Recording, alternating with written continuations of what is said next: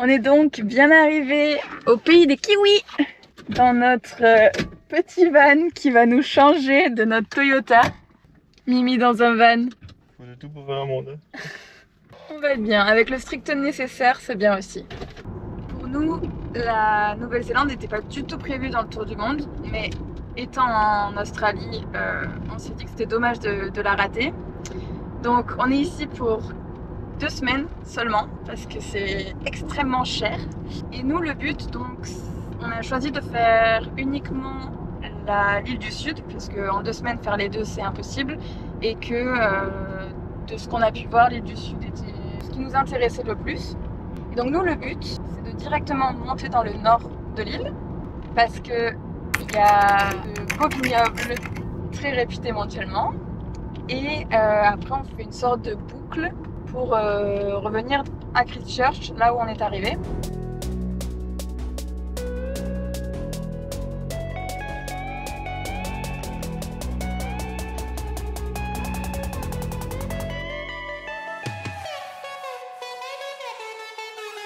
On s'est trouvé un petit camp au bord de la rivière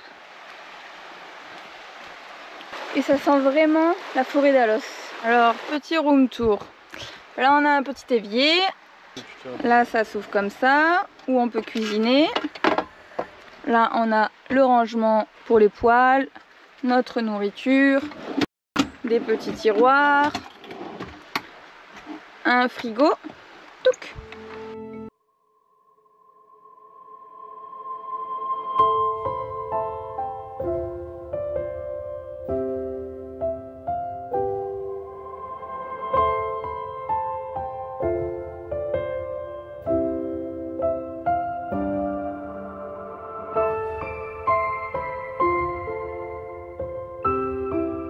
On n'est pas sûr d'avoir le temps en fait de faire tout ce qu'on a envie de faire, qui se trouve plus sur la partie sud de l'île.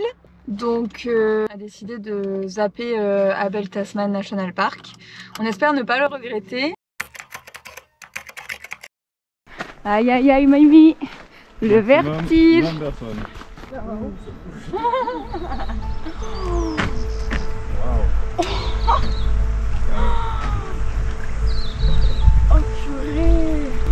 Mais c'est possible d'avoir une eau aussi bleue? J'ai jamais vu ça. Même les gorges du Verdon sont pas aussi bleues. Et c'est parce qu'elles proviennent directement des glaciers. C'est incroyable. Du coup là, on longe tout le long. Non mais incroyable! Est-ce que tu penses qu'elle est froide? Je pense qu'elle est congelée aussi. Elle provient des glaciers en même temps.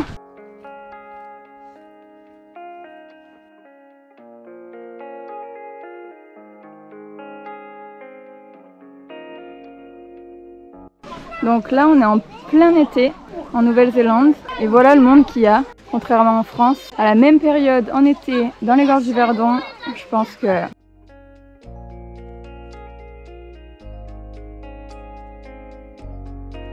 On vient d'arriver au glacier le plus connu de la Nouvelle-Zélande, Franz Josef.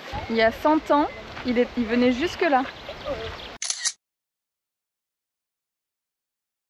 Et donc ce qu'il faut savoir pour ce glacier et celui qu'on va faire demain, c'est que la particularité de ces glaciers, c'est qu'ils se situent à seulement 15 km de la mer. C'est les glaciers les plus proches au monde de la mer. On n'est pas très haut en altitude, bah non du coup vu qu'il y a la mer, mais et qu'ils soient là, posés là, c'est quand même fou. Alors que par exemple à Chamonix, bon, on a souvent tendance à comparer à la France, parce que c'est un peu notre seul point de comparaison. Mais à Chamonix, on était monté quand même en altitude. Et donc évidemment, on peut encore une fois pas faire voler le drone puisqu'il y a il y a beaucoup d'hélicoptères qui sont au-dessus.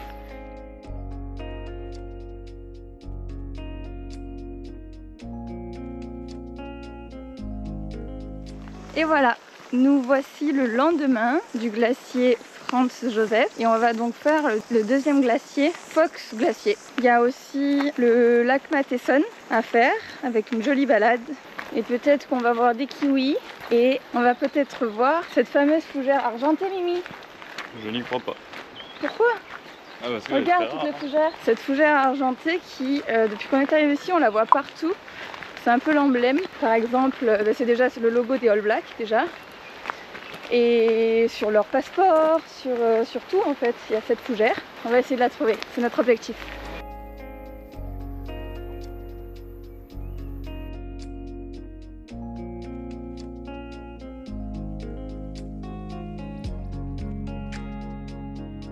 Les deux sont les deux seuls glaciers au monde qui pénètrent une rainforest, une forêt tropicale.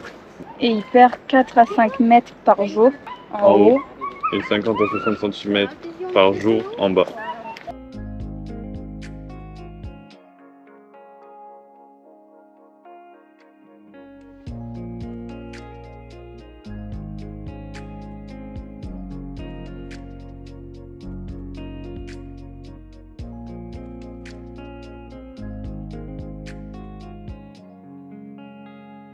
Alors, aujourd'hui, entre les glaciers d'hier et Wanaka, notre prochaine destination, on a dormi à côté des Blue Pools, un lieu à voir, mais en fait, le pont qui est ici est fermé, ce qui risque de casser. Du coup, le seul moyen pour les voir, c'est de traverser la rivière. C'est vrai, c'est congelé? Bah ouais. Oh, oh putain! Oh, je sens plus mes pieds. Oh, oh my god.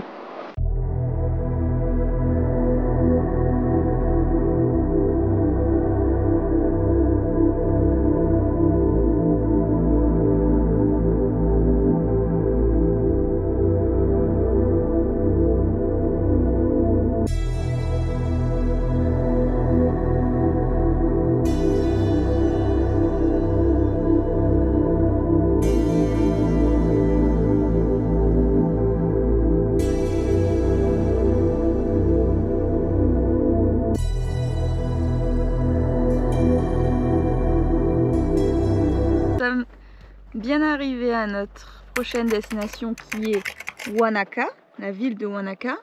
Ce qui se passe, c'est que déjà il pleut. Beaucoup. Ouais, il pleut beaucoup, donc journée off. Moment confidence, c'est qu'ici à Wanaka, il y a une grande randonnée très célèbre que vous devez déjà avoir vue sur les réseaux. Qui est magnifique, qui a un magnifique point de vue, sauf qu'elle fait 16 km avec 1300 mètres de dénivelé. Donc positif. Bon, ça se fait, hein, ça se fait large, mais en fait, ce qui arrive, c'est que on a l'impression de s'être un peu brûlé les ailes avec l'Australie, les 6 mois de road trip assez intense pour faire tout le tour. La Tasmanie qui a été intense, enfin tout est intense, et là les 14 jours en Nouvelle-Zélande qui est trop peu, enfin trop peu, non il y en a qui le font en 15 jours mais... Ouais mais ils viennent en vacances. Voilà, ils viennent en vacances, ils sont pas en voyage et nous on arrive au bout quoi, on est fatigué, on n'arrive pas à se reposer, de bouger tout le temps, tous les jours. Donc voilà, on va passer notre tour pour cette randonnée. On va prendre plusieurs jours off pour essayer de se reposer et essayer de finir le road trip comme en bonne et due forme. Et en espérant que les Philippines nous reposent aussi. Un mois aux Philippines. Reboost avec plein de noix de coco, de mangue, tout ça. Un mois aux Philippines devrait être plus tranquille. En tout cas, on espère. Donc voilà. Après demain, c'est Milford Sound. Sous le soleil, normalement. Sous le soleil, hâte. Ouais.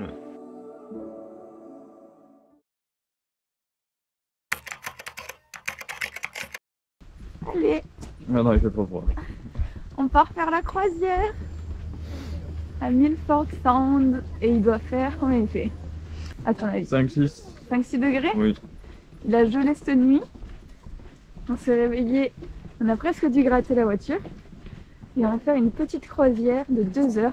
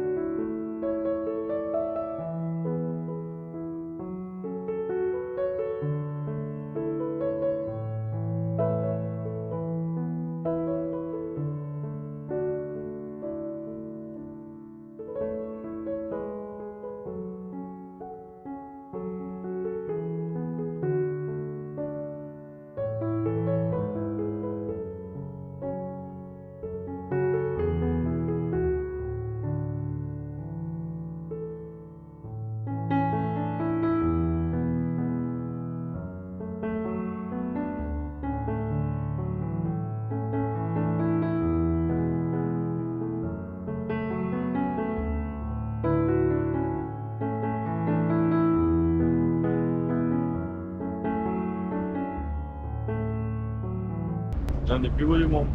Ah bon? Ouais. Je crois que le plus beau. Ah bon? Bah, je savais pas. À mon avis.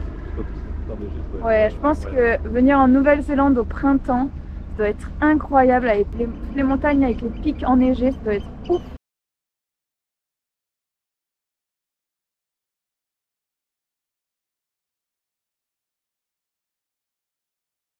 Et par contre, il y a un truc que je comprends pas. C'est que en fait la Nouvelle-Zélande elle est très axée environnement, écologique, que ce soit dans l'agriculture et même le vin. C'est l'un des pays qui a le plus de vin bio, vraiment très axé voilà, sur la sustainability, enfin tout ça. Là on n'a pas pu camper vers ici. Le dernier endroit où tu pouvais camper c'était à 45 minutes de route.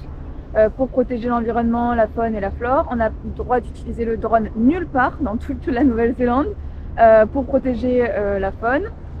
Donc ok, mais là dans le fjord il y avait un énorme bateau de croisière qui gâchait la vue à tout le monde et qui polluait comme jamais. On voyait toute la fumée qui se dégageait de ces cheminées et en fait des nuages qui... un énorme nuage ouais, qui était resté bloqué dans le fjord et du coup ça a pollué tout le fjord. Alors ça, je trouve ça hyper contradictoire avec le fait qu'ils veulent protéger l'environnement. Donc voilà. Mais bon, sinon c'était trop bien, c'était trop beau. Magnifique. L'itinéraire entre Milford Sound et Te Anau a été élu la plus belle route de Nouvelle-Zélande. On pense qu'en hiver, printemps ou même automne, cette route doit être d'autant plus jolie qu'en été.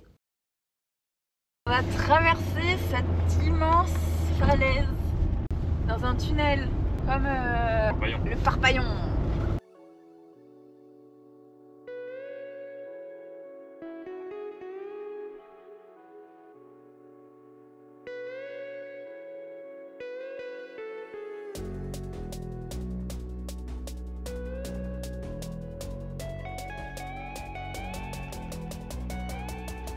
Mais pour nous, la route la plus belle qu'on ait faite, c'est celle qui longe le lac Wakatipu jusqu'à Glenorchy en passant par Queenstown.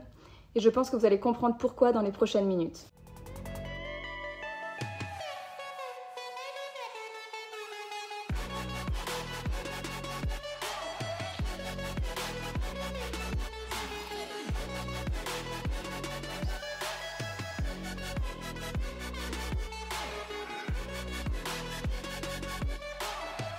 En fait, Queenstown est connu pour être, c'est quoi que tu disais? La capitale de l'aventure. Et l'aventure très chère, attention. Parce que en fait, vous pouvez tout faire, canyoning, rafting, une sorte une énorme tyrolienne dans les canyons. Il y a le lac, les jet boats, enfin vraiment plein de choses, du 4x4, du quad, du mountain kart, tout. Et vraiment, c'est tout ce qu'on adore. Et du coup, nous on voulait faire mountain kart, enfin en fait on voulait faire plein de choses. Tout coûte, mais vraiment, enfin c'est pas pour dire on a un budget serré ou quoi. Là c'est le mountain kart, c'est combien? 160 $. On a voulu faire du rafting, c'était 200 $ par personne. 300 $ par personne. Ah c'est 300? 290. Ah 290, oh là là. Bah, on les a regardés, et c'est très bien. Ce soir, on va manger dans Meilleur burger néo-zélandais. le meilleur burger de Nouvelle-Zélande. Est-ce que vous avez déjà vu sur Google Maps 19 000 commentaires. 19 000 avis qui font l'unanimité, 4,6 étoiles, 19 000 avis. Mimi qui a beaucoup d'expérience dans les burgers, 32 ans d'expérience bientôt. Quand je vous dis 32 ans d'expérience, c'est que même quand on va au resto, il prend un burger.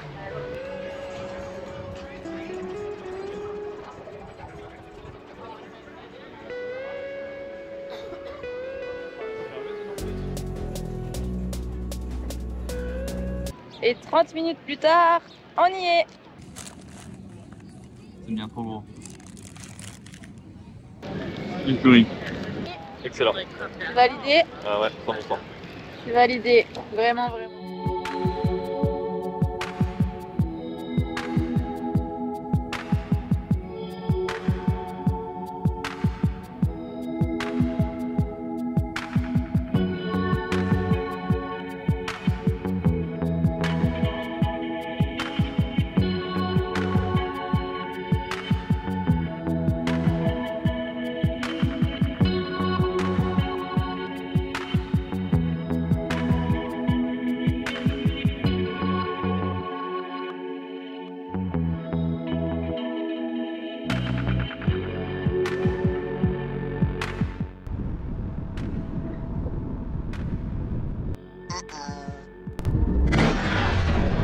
Ça y est, on a quitté Queenstown où on a eu vraiment un gros coup de cœur pour toute la région. Et là, on est arrivé dans la région de Bannockburn, qui fait partie de la région de Central Otago. Et c'est la région la plus sèche en fait, et voire désertique de la Nouvelle-Zélande. Et pourtant, il y a des vignes. C'est une région viticole très connue aussi. Donc on est allé faire des dégustations évidemment.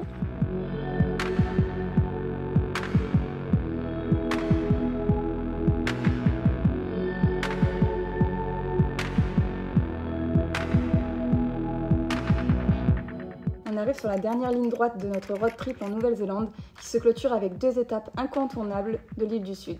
La première étant le mont Cook avec son glacier et ses 2 célèbres lacs, Pukaki et Tasman.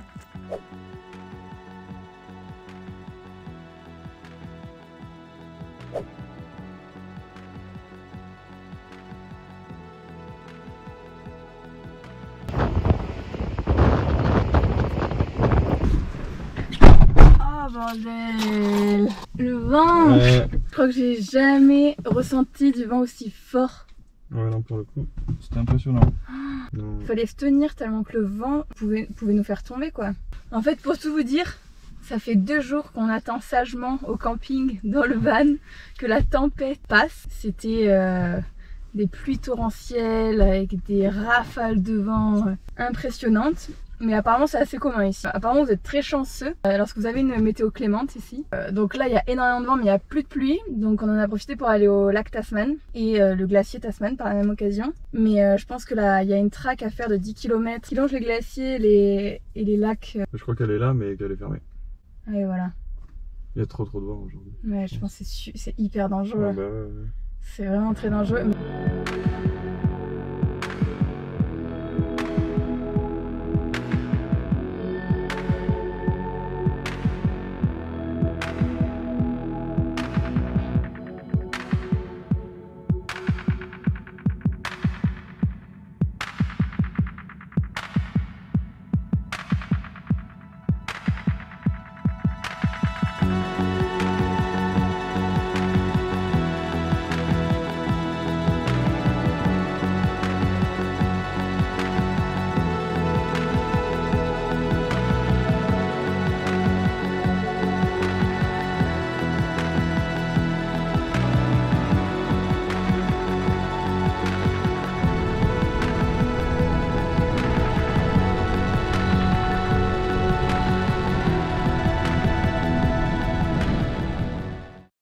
Si on devait faire 3 constats sur ce beau pays, ce serait que tout d'abord on n'a aperçu aucun animal vivant, à l'exception des oiseaux, des phoques et des moustiques, pas même une petite araignée, rien. Ce contraste avec l'Australie nous a un peu surpris. On s'attendait aussi à ce que la culture maori soit beaucoup plus présente, peut-être qu'elle l'est dans le nord, je sais pas. Et pour finir, nous n'avons pas été autant dépaysés que ce que l'on imaginait. On a retrouvé beaucoup de similitudes avec les Alpes françaises et suisses, mais je pense qu'y aller au printemps doit être encore plus fou. Merci la Nouvelle-Zélande pour ces 2 semaines et je vous donne donc rendez-vous aux Philippines. C'est la fourgère argentée. C'est pas vrai, c'est pas celle-là.